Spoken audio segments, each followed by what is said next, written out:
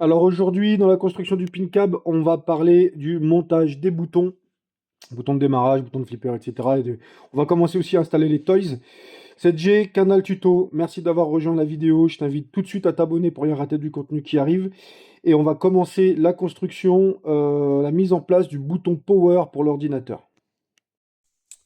Bon, alors c'est pas que c'est un carnage, mais c'est pas loin de l'être. Je t'explique. Comme par hasard, moi ici je l'avais vu parce que j'ai toujours le mastic qui est apparent.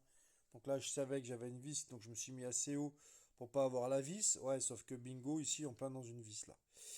Donc je l'ai découpé, machin, enfin meulé, drémêlé, ce que tu veux. Et puis l'épaisseur ici permet pas en plus d'aller chercher l'écrou du bouton. Donc voilà, plan B. Et là, je peux serrer et puis il bouge pas.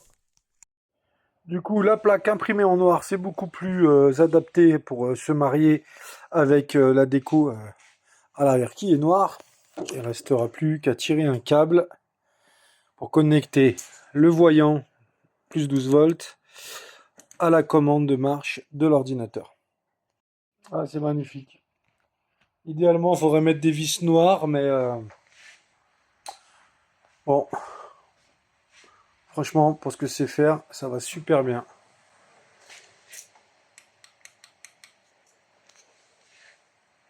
Bon, allez, on passe aux choses sérieuses, on passe au montage des boutons. Donc, j'ai déjà fixé le bouton Start, d'accord? Donc, je te montre le bouton Start. Tu vois, il a un épaulement ici.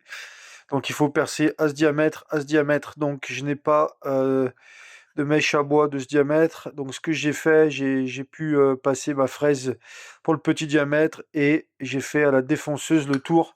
Ah, c'est pas très régulier, c'est pas le cercle le plus parfait de la Terre, mais c'est recouvert. Donc, voilà, on voit bien l'épaulement, donc il vient se loger derrière des retouches de peinture, ça a écaillé en débouchant, donc ça fera partie des petites retouches, sachant qu'ici on a le mécanisme de lock bar qui vient aussi. Euh, on va faire le même procédé pour les deux boutons, donc flipper Magna Save. De chaque côté, j'ai repéré, j'ai tracé. Ce qu'on va faire, contrairement au bouton Start, c'est que on va percer de part en part. Je vais pas faire l'épaulement. Voilà. Ça sert à rien puisqu'il sera bloqué de toute façon derrière à la fois par le MX bouton et par le support de contact EOS. Voilà. Alors pour être sûr de percer bien dans l'axe, j'ai utilisé un pointeau. Donc je mets la pointe sur mon trait, je tape au marteau, ça fait un trou, ce qui va aider la mèche à être guidée. Et là j'ai pas fait le mongol comme pour le bouton start. Donc avec mon trou là, j'ai avancé. Et avant d'arriver à la fin, avant de déboucher, j'ai repercé un petit trou de 4 mm pile dans la pointe. Et j'ai réattaqué de l'intérieur. Comme ça, j'ai pas ce phénomène de trucs qui s'arrachent derrière. De fibres arrachées comme ça. Tu vois, j'utilise ça. Donc là, je suis sur du 30 mm. Donc il faut 28, donc ça me fait un peu de jeu. Alors maintenant, je vais t'expliquer, tu vas comprendre pourquoi j'ai percé au gros diamètre. D'accord, au gros diamètre sous la collerette. Parce qu'ici, mes LED, elles vont pouvoir rentrer dans le trou. Et ça va éviter que quand on serre, qu'on vienne écraser les LED. Parce que c'est ça qui est mauvais. C'est de venir écraser les LED.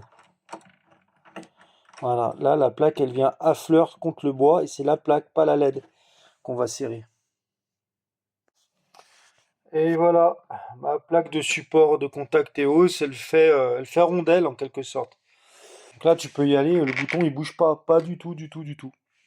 Il est parfaitement serré. Donc nickel, il n'y a plus qu'à reproduire pour les quatre, hein, en mettant le contact EOS vertical, ça je préfère. Voilà, et j'ai mis le MX à 45 degrés.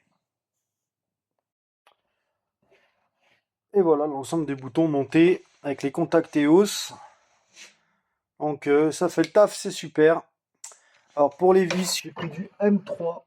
longueur 16 mm, vissé directement dans le plastique, ça fait tout à fait le taf. Bien évidemment, j'ai fait des trous dans mes supports hein, pour accueillir la vis. C'est pas des vis qui sont foreuses ou perforantes, c'est du métrique. Voilà, c'est ce type de vis que j'ai utilisé. Bon, notre checker, faut qu'on s'occupe de notre checker. Donc, comme tu l'as vu, il n'y a plus trop de place. Hein.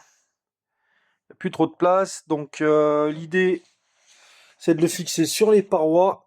Sur la paroi, d'ailleurs, comme tu le vois, j'ai déjà repéré et mis un coup de pointeau pour percer mes trous. Et je vais mettre des inserts bois. Donc, c'est des inserts bois et ça vient se visser directement. Donc, on fait un avant-trou. On vient le visser dans le bois.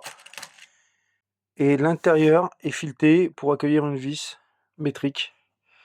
Donc là, ce sera vraiment rigide. On va pas prendre le risque d'arracher le checker du côté. Donc il faut vraiment le fixer super correctement.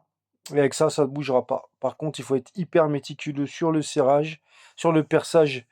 Parce que si on est désaxé, on ne pourra pas serrer la vis, ça va être pénible. Il faudra élargir les trous du checker. Je préfère éviter.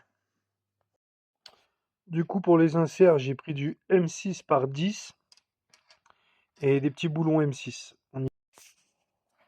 Alors là, j'ai percé à 8 et j'ai fait attention de ne pas déboucher. Et j'ai vérifié la profondeur avec ma jauge de profondeur. Pour le montage, c'est facile. Tu vois, tu as un embout hexagonal. Donc tu prends un embout 6 pans et tu vas venir le visser à la visseuse. Voilà. Dans le bois, gentiment, jusqu'à arriver à fleur, sans serrer comme un malade non plus. Couple de serrage, 15 maxi sur la visseuse Bosch. Bon, je retire ce que je viens de dire, hein. C'est un truc de malade. Donc, je suis en mode perçage et en couple de 1, tu vois. Le bouton rouge, il est sur 1, donc c'est là où ça donne le plus de puissance de patate.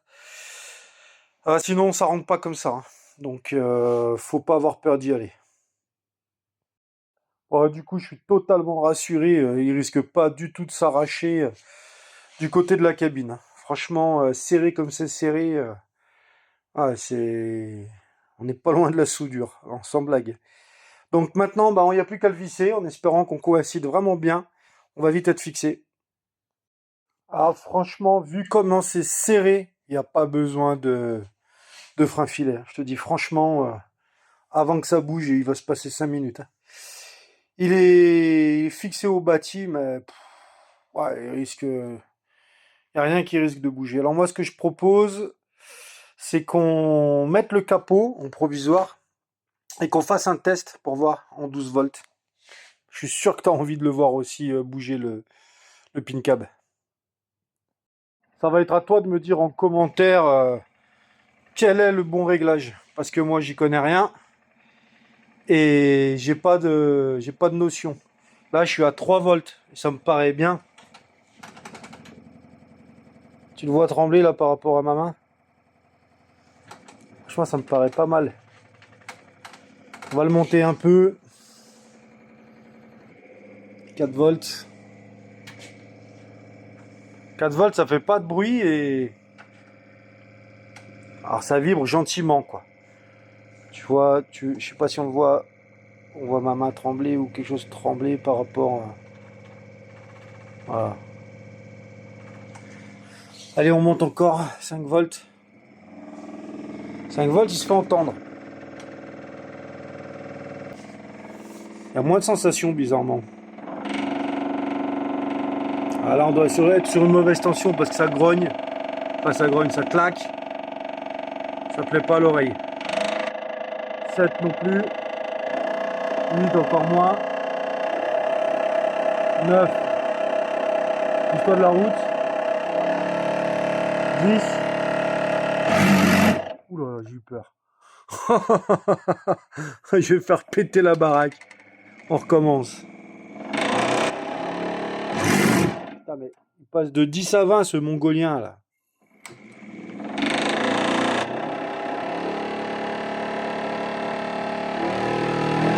À 12 volts. Ça rapporte rien à part du bruit.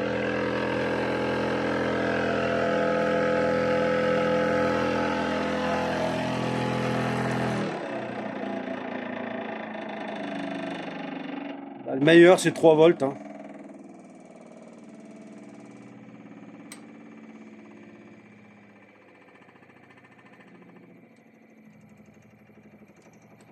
Là, ça, tu le vois osciller, là.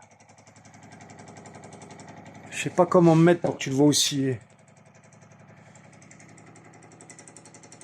Là, regarde le coin, là. Là, c'est une bonne fréquence de vibration, ça. C'est quand même con de mettre des moteurs 12 volts pour ça, quoi. Ok. Donc, il faut que je commande un variateur de tension. Un potard pour régler. C'est pas mal, là. C'est pas mal. Ça me plaît pas mal.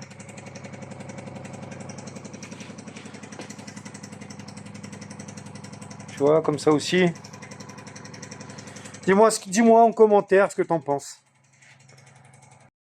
On m'a toujours dit, il n'y a que les abrutis qui changent pas d'avis. Et donc, suite à une grande discussion sur le groupe montetoncab.fr, la page Facebook, avec un abonné, j'ai changé d'avis. Moi, je suis pas quelqu'un de têtu et de borné. Par contre, j'ai besoin qu'on me pose les choses, qu'on m'explique les choses, qu'on me démontre les choses pour les intégrer, les digérer. Simplement me dire fais ça sans justification, je l'intègre pas. J'ai toujours besoin d'avoir l'explication pour avoir la compréhension. Et donc, effectivement, j'ai changé mon GPU de slot.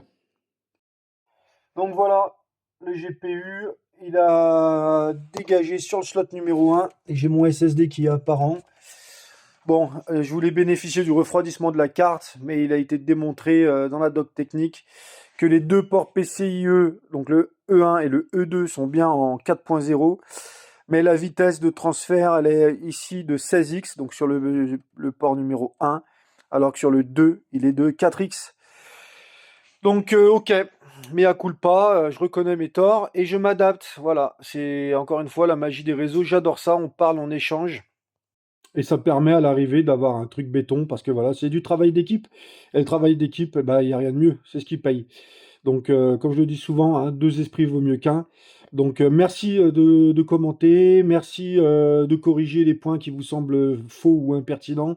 Voilà, moi, pour moi, bah, c'est que du bonus parce que ça me permet d'éviter des erreurs.